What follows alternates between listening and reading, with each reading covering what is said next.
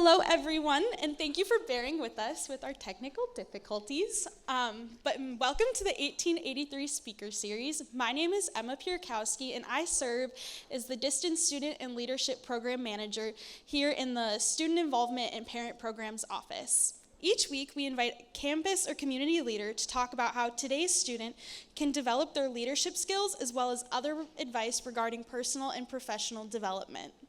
We hope you learn some valuable lessons in the next 18 minutes and 83 seconds. For today's speaker, please join me in welcoming the Dean of the College of Arts and Sciences, Dr. Bradley Rundquist.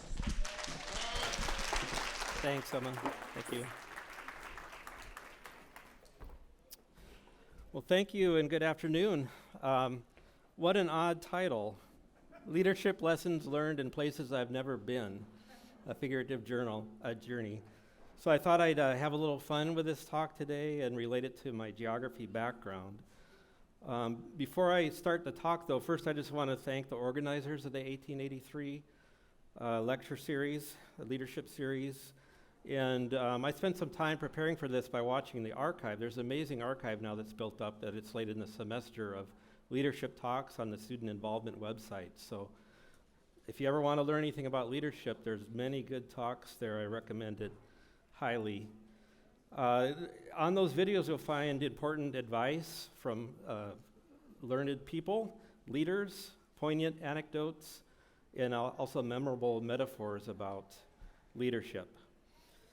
If you've attended at least a few of the talks in this series, I think you'll agree, though, that each speaker took their own unique path to leadership. And so the takeaway there is there's no right answer, no path that everybody can take to leadership. And I had in my notes here, indeed, there's 1,000 roads that lead to Rome, to success. So, talking about roads and journeys and places, I thought, well, I'm a geographer. Why don't I do something related to geography? I couldn't resist those concepts. And although my journey has unfolded in real places, I thought, well, it might be fun to look at some places that have names that are descriptive of my leadership journey rather than the actual places I've been. So these are real places, although I've never been to any of the places I'm going to talk about today. They're all real places. I'd like to go after learning more about them. And I thought that besides talking about leadership, we could also learn a little bit about geography today. And who can resist that? We got to do that. So learn about geography. And I love small towns. These are all small towns. And I love unusual place names. So it fit with my interest. And I was going to ask Dr. Munsky about the study of place names, the definition, toponymy, right? Study of place names. So there you learned something already today, maybe.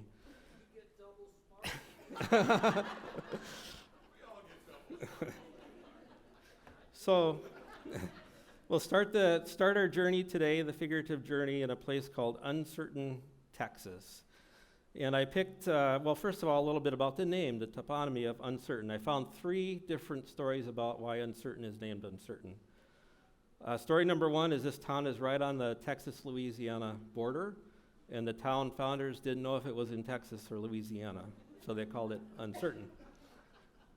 Second was that the steamboats in the early days of the town they had a difficult time docking at this town, so the port was uncertain. They didn't know where to put the anchor down or dock, so it was uncertain port.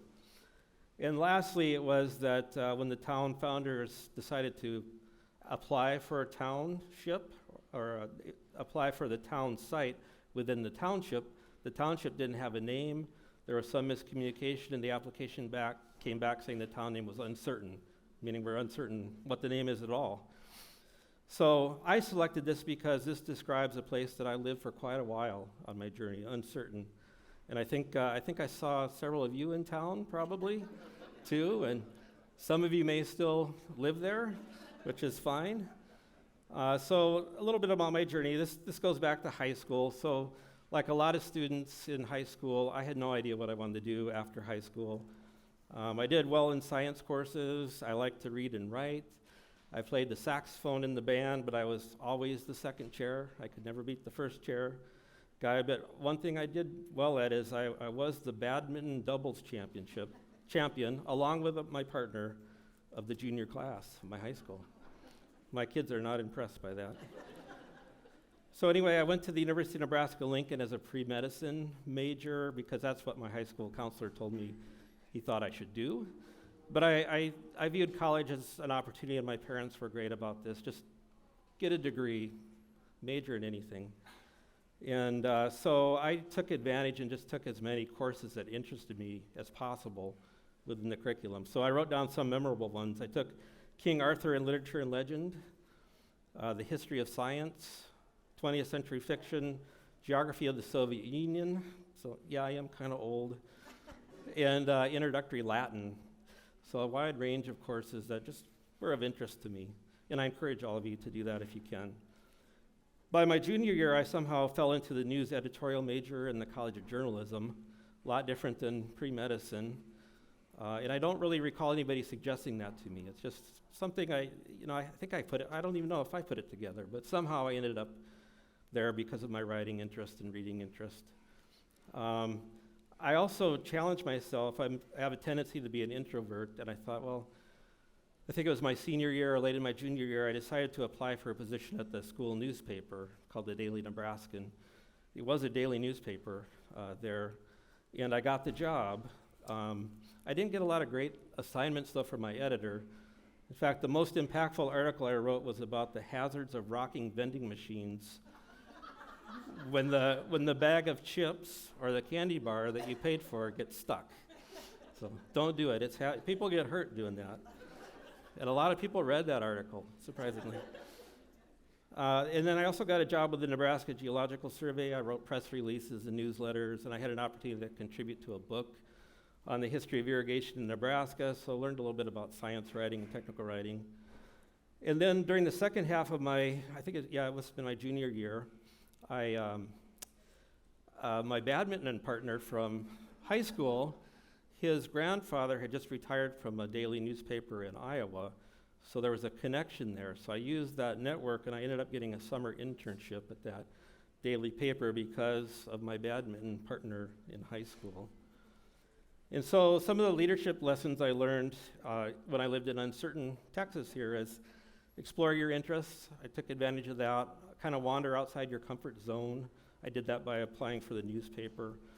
And then take advantage of opportunities for networks. Networks are really important for career trajectory, so don't ever discount a connection and nurture and build your networks. Okay, next, Start Louisiana. So Start Louisiana, this town they wanted to be called Charleston, the post office, but the Postal Service said, no, you can't be Charleston, come up with something else. And so the daughter of the postmaster at the time, their family had just moved there, and she thought it was a place that they're going to make a new start. So she suggested Start. So his name's Start. This is also the hometown of Tim McGraw. I don't know much about country music. I think he's won a Grammy. I know he's married to Faith Hill.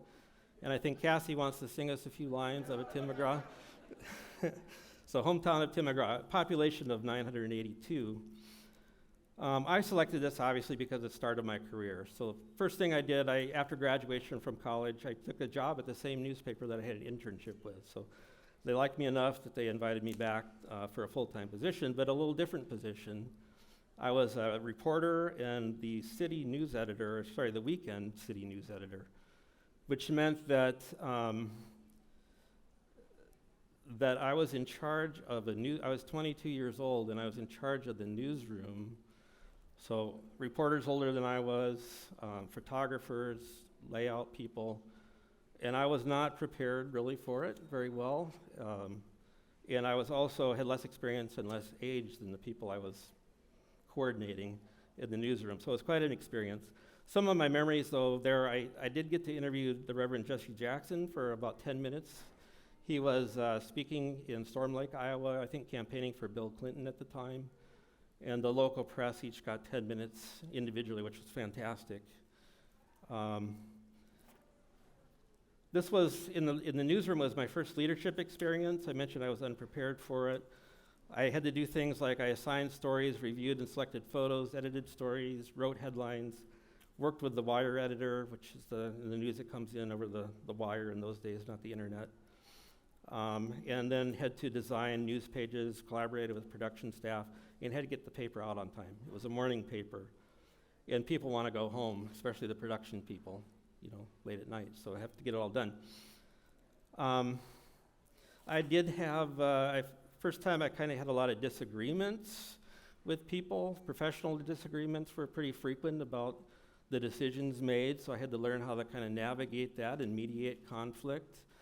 I also made a lot of mistakes there, and I have here a vivid memory of the editor of the paper on Monday mornings bringing in the weekend editions and just throwing them on my desk, and he had taken the time to circle all my mistakes in red pencil. Never said anything, he just put them down on the table, walked away. But as a reporter, if I made a mistake, then I heard from him verbally about that and then corrected that. So in START, leadership lessons learned, be a good listener, that's reporting coming out, practice diplomacy, embrace mistakes that you have made and do the best to learn from them, and also be humble.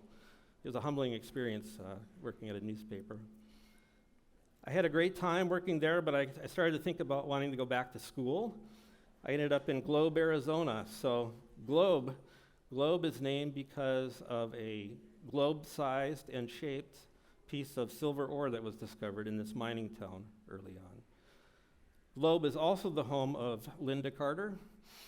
Anybody know who Linda Carter is? Actress who was famous for Wonder Woman. You have to be my age probably or about that to know that. So Wonder Woman. But I put Globe here because this is where I started my journey in geography. I went back to get my master's in geography. Why geography? Well, I mentioned the geography of the Soviet Union course I took. I didn't end up with a minor in geography in college. My father is also a professional PhD in geography, which had an influence. And he helped me apply and pick out schools to apply to. And so I did that. I sent out applications, and I ended up going to Kansas State University, and I had a GTA position. In my GTA, this is the first time that I had to actually stand up in front of people on a regular basis and speak. And it's not in my comfort zone. So I struggled with that. I don't know how. I didn't have to take public speaking in college for some reason. I don't know how I got out of it, but I didn't take it. But I wanted to do a good job, so I worked hard at public speaking and teaching, and it did get easier over time. But while in school, I remember rediscovering my love for academic settings. I love being on college campuses. I love the energy in college campuses. That came back to me. And also I realized that the time I spent as a journalist, it's directly related to my start of my academic career with writing. Writing's really important, and I had learned how to write already as a journalist, so that paid dividends. Also, I had a great thesis advisor who's still a mentor of mine. Dr. Dwayne Nellis is his name. He's retired now, but he was the president of the University of Idaho, Texas Tech University, and Ohio University before retiring recently. He is also a past president of the American Association of Geographers. So having those mentors in your life, too, is important for your own leadership journey. So what I learned in Globe here is to pursue opportunities to further your education, challenge yourself to improve areas of weakness. Next, on to Enterprise, Alabama. Enterprise, this town, the original name was Drake's Eye, Alabama, which is not a great town, Drake's Eye, Alabama. But the post office moved to a nearby location, and the Baptist minister at the time thought that the move was an enterprising move and suggested the name of Enterprise, Alabama. In this, by the way, ladies and gentlemen, on the right-hand side, that is the only statue memorializing an insect pest in the world. It's memorializing the boll weevil. So they were actually thankful in this community for the boll weevil because it destroyed all the cotton there, and they were able to diversify their economy. So they were devastated for a few years because of the boll weevil, but they came back stronger. They felt so strongly about it, they built a monument, a statue with a beetle on top of it. I selected this because at this point, I had an awesome opportunity to work at Johnson Space Center in Houston for Lockheed Martin. Uh, Dwayne Ellis, my advisor, his network helped me get this position as an associate scientist with Lockheed Martin. I worked again with another lifelong or long-term mentor, Dr. Kamlesh Lula, who was my NASA lead there. And I worked on a team there to support 3 activities that were pretty exciting. One was we trained space shuttle crews in global geography for on-orbit photography of the planet.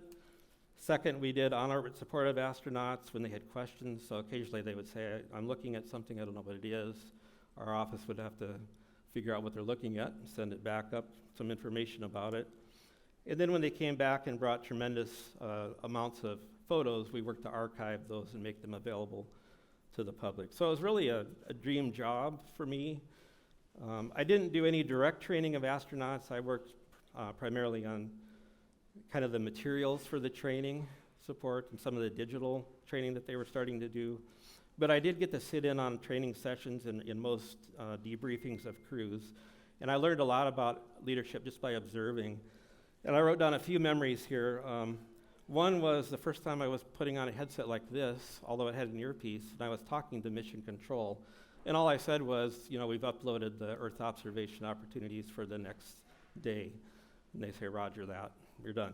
But it was pretty exciting to talk to Mission Control. Also, I was in awe of one of the astronauts there, Story Musgrave is his name. When I met him, he was preparing for his 6th space flight, which was also his last. And Story had 6 academic degrees.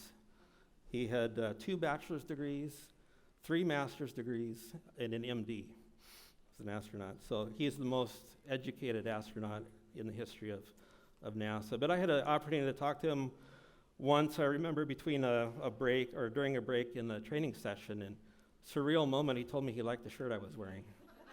That's all I remember about him.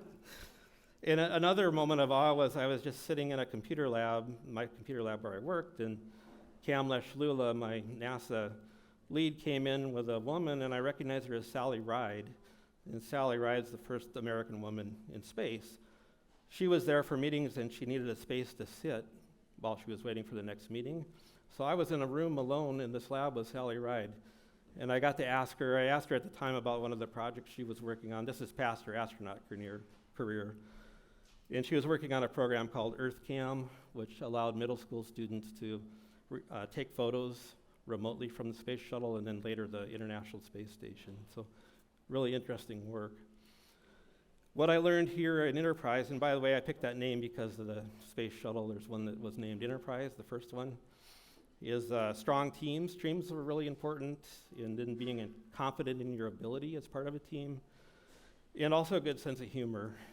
The leaders there really all had a good sense of humor. Okay, High Hills, Missouri. I picked this. First the name. So the name for High Hills is because of the lofty elevation of this city, which you can clearly see on these photographs, the lofty elevation. I selected it because, PhDs, some people refer to that as piled higher and deeper. Right? PhD is an acronym for piled higher and deeper, so High Hills kind of fit. Anyway, this is my decision to go back for my PhD. I really loved working at Johnson Space Center, but I realized that the people I worked with that I most looked up to, they all had PhDs. There are people working for NASA, people working for Lockheed, the ones doing the training of the astronauts and not just the support materials, they all had PhDs. So that inspired me, and also Dr. Lula encouraged me to go back to school. Maybe he wanted to get rid of me, I don't know, but I went back. And I enrolled at Kansas State again. Kansas State had just started a new PhD program in geography, so I was in the inaugural class there of the PhD program. And I decided, this is time to start stepping up to some leadership. So first time I actively pursued some leadership opportunities. Just some things. I was elected president of our chapter of the International Society for Geography. I was elected a student director of a remote sensing group for our national organization. And then a student member of the search committee for our next department chair as well. So all student leadership, which really helped and paid dividends later. I also tried to go to any professional conference I could to build a network, so just meet people and present my research and talk to them, which when you're looking for a job later, that's important. And really all those things were outside of my comfort zone still, but they're things that I recognize as important and decided I need to do. When I finished, or reflecting on my time when I was done, I thought I've never worked so hard in my life as I worked on this PhD.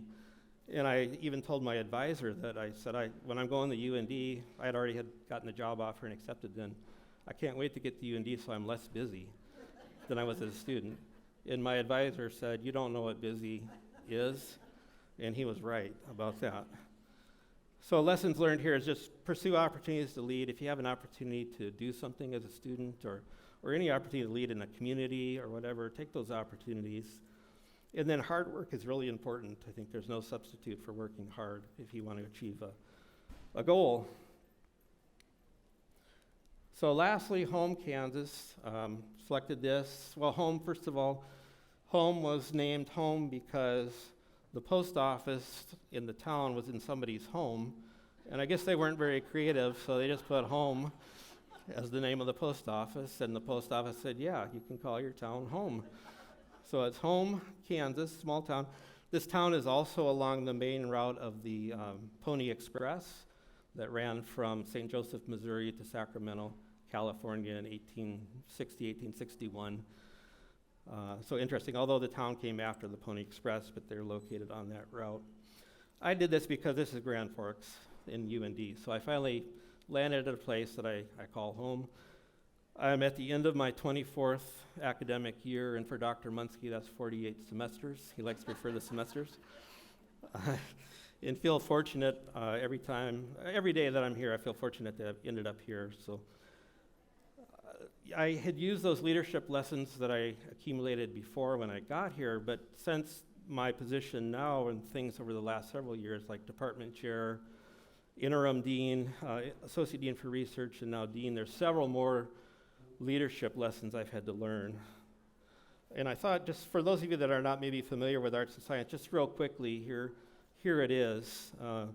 We have 18 academic departments and 8 special programs. We have about 135 academic programs in total, close to that, Tracy says.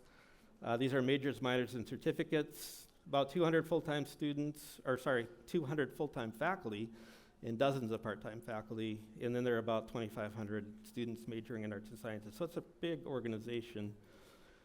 And also something we're real proud of is because we teach most of the essential studies courses, almost all UND students end up taking an arts and sciences course at some point of their career here. And so I just feel proud and feel fortunate to serve the outstanding faculty, staff, and students that are really, I should put them up here instead of the diagram. They're the ones that make this work. And those folks they're working, in the words of Maxwell Anderson, one of our famous alums, 1911, they're working to create beauty and discover truth. And I kind of take that message to heart and support them as much as I can. But some of the lessons learned here, daily decisions. So I found, having to make multiple decisions daily is a little bit new, although I'm now 6 years into this thing, but it still strikes me as new. And something is that even a decision that seems relatively insignificant is important to somebody. So I try to keep that in mind, that this is important to somebody, so let's make the best decision. Also recognize that it's possible to, if you make a lot of small bad decisions, they can add up and lead to a undesirable outcome. So try to avoid that. Also, I had to learn not everybody agrees with every decision you make, right? So you have to just recognize that and be transparent about why you're making decisions. And then surrounding yourself with a leadership team that you can trust, but also one that challenges you in terms of your decision-making process is really important. And then supporting professional development of your team members is also important.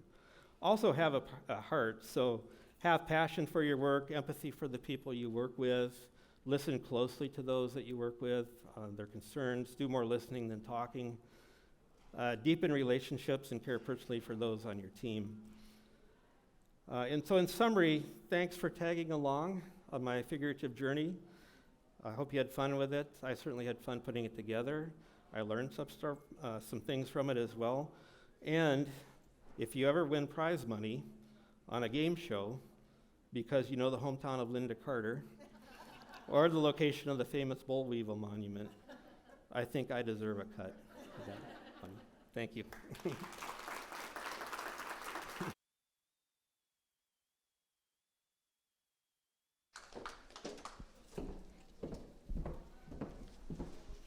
Thank you, Dr. Rundquist, and thanks to all of you for coming.